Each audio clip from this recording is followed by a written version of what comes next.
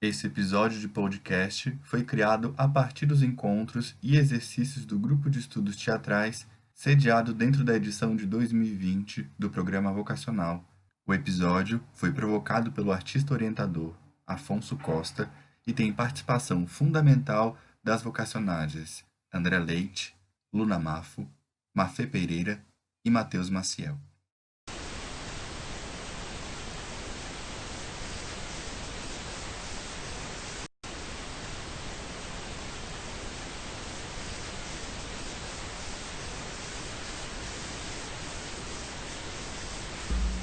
A partir dos encontros semanais dentro do grupo de estudos teatrais, nós decidimos organizar um episódio de podcast dialogando a respeito de assuntos que vamos discutindo dentro do grupo de estudos teatrais semanalmente. E o tema de hoje surge a partir da provocação: o que há dentro da cidade em você? E aí, nos digam, o que há dentro da cidade em você? Eu olho com muito carinho para esse assunto de autopesquisa, porque a partir do momento que eu comecei a participar desses encontros, comecei a me envolver mais comigo mesmo. Não da forma como eu costumava fazer, com cobranças, questionamentos, repreensões, que é o jeito que o sistema de ensino nos mostra a vida inteira, mas com uma espécie de companheirismo, de me perguntar como me sinto em relação às coisas vividas, de tentar enxergar dentro de mim os sentimentos e pensamentos com mais calma e compreensão. Sinto que potencializei minhas capacidades, descobri um caminho para as minhas vontades que fosse menos doloroso e de uma forma mais próxima a mim, uma forma que eu acredito ter a ver comigo. Não está sendo algo socialmente estabelecido como a melhor forma, tem sido muito mais individual. Não estou dizendo que não é difícil e às vezes até doloroso, mas que torna o caminho mais suportável na medida em que eu vejo o buraco no qual eu vou cair inevitavelmente e qual sua profundidade. É como se eu avistasse os demônios para poder criar coragem de enfrentá-los. Ainda nesse aspecto da autopesquisa, o caminho que estou falando, vou descrevê-lo como fonte de material artístico. É como se eu buscasse um pretexto para me conhecer melhor, mas não é.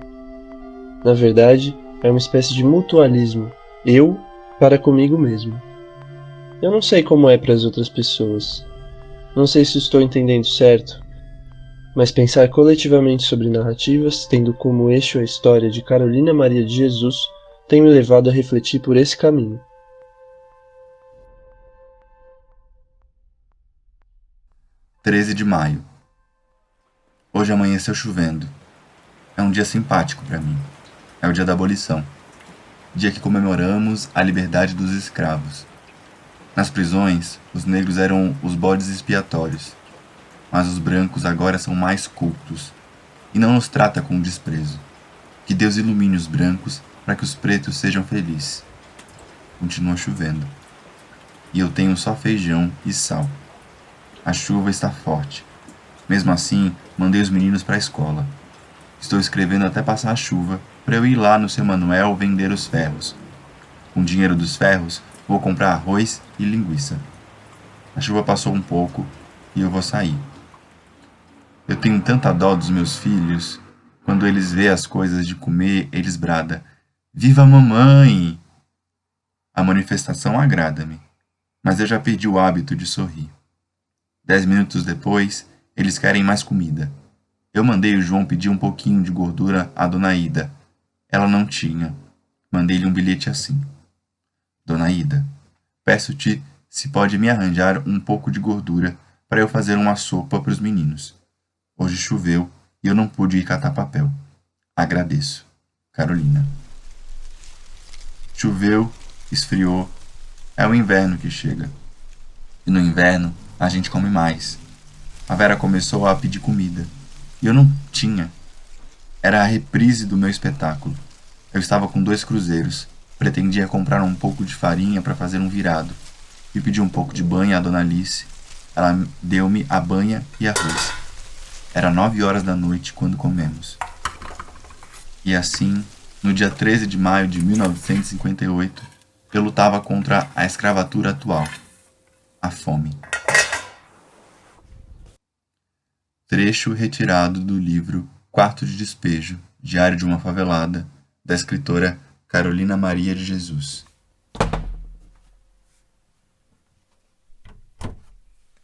Nasci em Cáceres, mas pouco sei a seu respeito.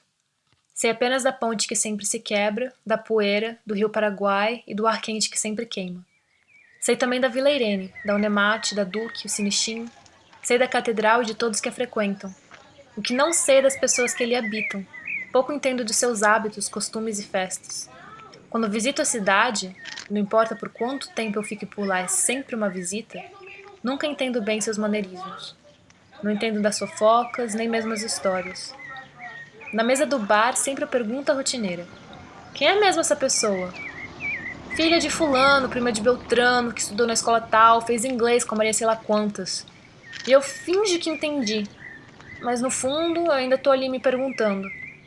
Como é que nasci aqui se tão pouco sei do que me rodeia? Mas se sei ou pouco sobre a cidade, sabe a cidade muito sobre mim. Ou pelo menos isso é o que aparenta. Por vezes acho que quem por lá mora me conhece melhor do que eu conheço a mim mesma. Mas o que é que de mim mesma resta quando viajo a essa cidade natal tão estrangeira? Pois é que lá me transformo em outra pessoa, eu não sei bem quem, e me deixo levar pela correnteza. Como um distúrbio de personalidade múltipla, mergulho-me num eu desconhecido sem lembranças do eu derradeiro. Ao retornar, um borrão na memória. Por onde estive? O que fiz? Com quem falei? Cáceres é meu maior mistério. Guardo lá nessa cidade uma parte de mim inacessível a qualquer outro eu forasteiro. No cerne de tudo que sou, essa cidade sonho que não se revela. Quem sou eu quando caminho pelas suas ruas? Quem sou eu quando me banho em suas águas? Quem sou eu agora, ao escrever essas palavras tão distantes da matéria que representam?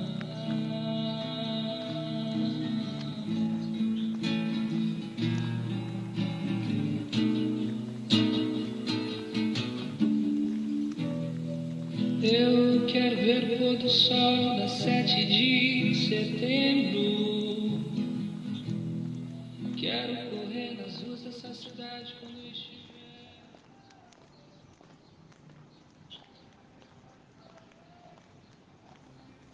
Hoje, dia 18 de setembro de 2018, decidi caminhar o percurso que faço todos os dias de casa até a faculdade.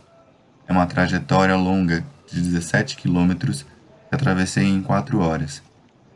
Em um dia ensolarado, comecei a caminhada às 8 da manhã. Passei pelos bairros em que costumo viver e pelos bairros que só passo de ônibus. Perceber a cidade pela caminhada é encontrar uma nova perspectiva de relação com o ambiente em que se vive, que é o anseio por mais espaços de coletivização e comunhão de afetos através da relação de convívio e cultura. A rua é o espaço mais público que existe em uma sociedade, mas a tratam de forma utilitária, privando seu uso para uma única função: a locomoção, o transporte, o trânsito de populações inteiras de um ponto a outro de um território-cidade. Ela não é privada em um sentido de posse e mercantilização, mas privada de imaginário e possibilidades que não só aquelas de deslocar-se. E exatamente por ter um imaginário coletivo atrofiado, a rua se torna funcional, ganhando uma espécie de valor e utilidade. Desafiei meu corpo pela topografia da cidade de São Paulo, topografia que a natureza proporcionou e que a sociedade transformou ao longo do tempo. Caminhar por tantas horas desafia você a procurar o diálogo com o cansaço, fazendo assim perceber a completa inutilidade daquilo tudo. Para além da exaustão que me provoquei nesse percurso, fico pensando na construção simbólica possível para esse cansaço. O que significa hoje caminhar 4 horas para poder estudar? É uma ação da qual eu não preciso me colocar.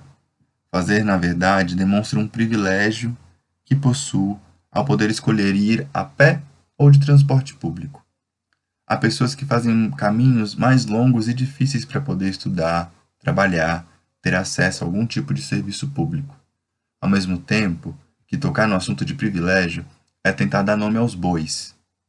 Pois eu me faço de novo essa pergunta: o que significa, hoje, caminhar 4 horas para poder estudar? Para vários brasileiros, distantes de mim, pode significar a única possibilidade de se manter vivo, imaginar um possível futuro. Porque a universidade pública, assim como tantos outros serviços que são direitos colocados na Constituição, não pode estar descentralizada de algum polo elitizado. Pois se é de ordem pública, penso eu, ela deve estar próxima à comunidade que a financia. Mas então, por que para alguns é mais fácil chegar à faculdade e se manter nela do que para outros? Atravessar hoje a pé a cidade me faz questionar o que pode um corpo a partir dos valores sociais atribuídos a ele ao nascer. Morar 17 quilômetros distante do lugar onde eu estudo e só ter a oportunidade de me locomover via transporte público já indica quem eu sou e o que eu posso ou não posso fazer. E essas condições sociais até conseguem determinar quem eu posso vir a ser. Isso não é perigoso? Essas construções sociais não seriam aniquiladoras de sonhos? Eu fico aqui a pensar. Por que o Estado não propicia ações que fortaleçam a estabilidade e a autonomia de regiões descentralizadas da cidade? Ações que possibilitem serviços de necessidades comuns e que elas possam ser geridas pela população que pertence a tal região? Por que ainda vigora a lógica de casa grande e senzala, de colonizador e colonizado? Todo mundo sabe a resposta, mas ninguém responde. Hoje eu percebi que tenho a possibilidade de atravessar a cidade a pé para ir à faculdade. Por mais cansativo que seja, e assuste muito a minha mãe, é tranquilo andar pelas ruas. Ver que as ruas estão sempre cheias de pessoas e descobertas interessantes.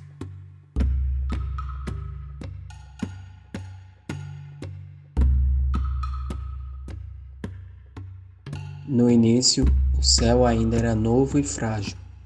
A floresta era recém-chegada à existência e tudo nela retornava facilmente ao caos. Moravam nela outras gentes, criadas antes de nós, que desapareceram.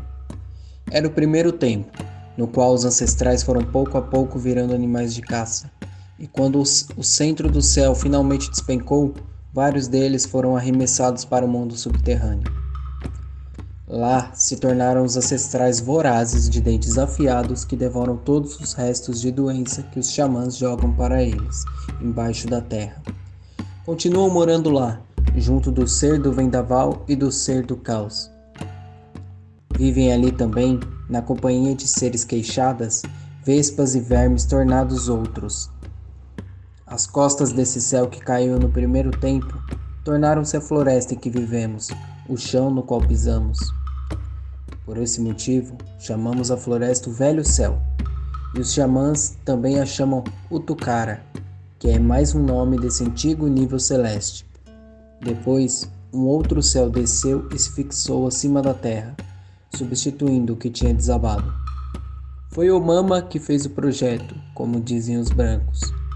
Omama é o demiurgo da mitologia Yanomami. Pensou no melhor modo de torná-lo sólido e introduziu em todo o céu varas de seu metal, que enfiou também na terra, como se fossem raízes. Por isso, este novo céu é mais sólido do que o anterior, e não vai desmanchar com tanta facilidade. Nossos xamãs mais antigos sabem tudo isso. Sempre que o céu começa a tremer e ameaça arrebentar, enviam sem demora seus chapiri para reforçá-lo. Sem isso, o céu já teria desabado de novo há muito tempo.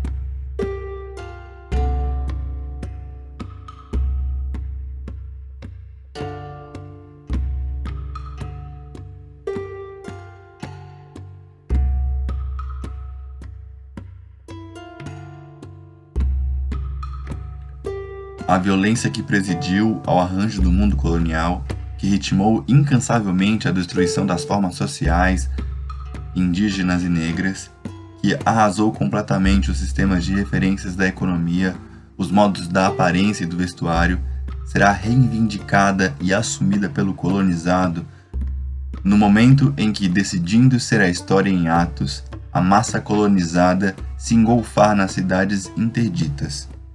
Fazer explodir o mundo colonial é doravante uma imagem de ação muito clara, muito compreensível e que pode ser retomada por cada um dos indivíduos que constituem o povo colonizado, Desmanchar o mundo colonial não significa que depois da abolição das fronteiras se vão abrir vias de passagem entre as duas zonas. Destruir o mundo colonial é nem mais nem menos abolir uma zona, enterrá-la profundamente no solo ou expulsá-la do território. Trecho retirado do livro Os Condenados da Terra, de Frantz Fanon. O que tem da cidade dentro de você? Eu sou a Mafê e falo aqui da Brasilândia, zona norte de São Paulo. O que tem da cidade dentro de mim? A cidade me deu ansiedade. Ando correndo mesmo sem ter pressa, mas não foi só isso não. Tem grafites e cores em dias de chuva no meu coração. Dentro do meu corpo, corre rios por dentro dos bairros de sensações. Vezes poluído, vezes sangue cristalino. A Brasilândia é o meu coração. Bate bem forte e muito alto. As veias principais são Jardim Vista Alegre e Elisa Maria. O rio é Tietê. O que não falta aqui é energia, mesmo tendo os fios cortados com pipa de vez em quando. A luz reflete no morro. E o mais bonito é que eu vi que a luz vem de lá. A força ancestral brilha mais do que a sirene azul e vermelha que nos rodeia diariamente. Tantas mulheres pretas e fortes fazendo resistir à nossa cultura e prezando pela nossa segurança em um tá saindo com RG? Tem preocupação, mas tem arte também. Mas eu prefiro chamar de oxigênio. E falando de arte, eu me pergunto diariamente, onde o artista preto e periférico se encaixa nessa cidade? Nossa origem e localidade já é marginalizada de maneira contínua. O que faz a gente continuar? E o que contribuímos para São Paulo? Será que somos responsáveis apenas por entretenimento? Dentro de uma metrópole que visa somente o cifrão, a arte é marginalidade, mas quem está atrás das coxias está em disputa, para que nenhuma voz seja silenciada, para que existam diferentes desenvolvimentos intelectuais, despertar de criatividade de indivíduos e formação de opiniões. É sobre entretenimento, mas principalmente liberdade. O artista cria um novo modo de se enxergar o mundo, e cá entre nós é a melhor maneira de mostrar o mundo para alguém. Se a base de toda a sociedade é a educação, o artista não deveria ser visto como um pilar social? A arte é percepção de vida e deve ser usada como ferramenta de aprendizagem. Dance com tranca, dance com emoção. Eu sou o Jonathan da nova geração.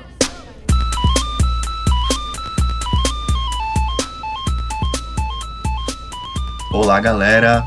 Espero que para vocês tenha sido uma boa experiência escutar o nosso primeiro episódio de podcast criado a partir dos encontros do grupo de estudos teatrais, pelo artista orientador e também pelos vocacionados.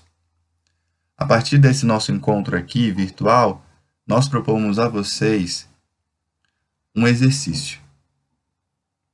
Queremos que você agora feche um pouco os olhos e imagine algumas lembranças que você tem dentro da cidade onde você vive. Quais lembranças te marcaram? Quais experiências foram avassaladoras na sua vida? Transformaram você? Transformaram o modo como você pensa? Te trouxeram alegrias ou tristezas? Imagine um pouco. Em seguida, ao lembrar da memória, eu peço que você grave um áudio falando a memória, narrando ela, como é que ela aconteceu. E envie pra gente, para um de nós que faz parte do grupo de estudos teatrais. Nós queremos escutar você. Nós queremos saber o que você sente a partir das memórias que estão escritas em você, dentro da cidade onde você vive. Nos envie através dos e-mails que estão aqui embaixo, ou através dos nossos Facebooks, Instagrams ou WhatsApp. Muito obrigado.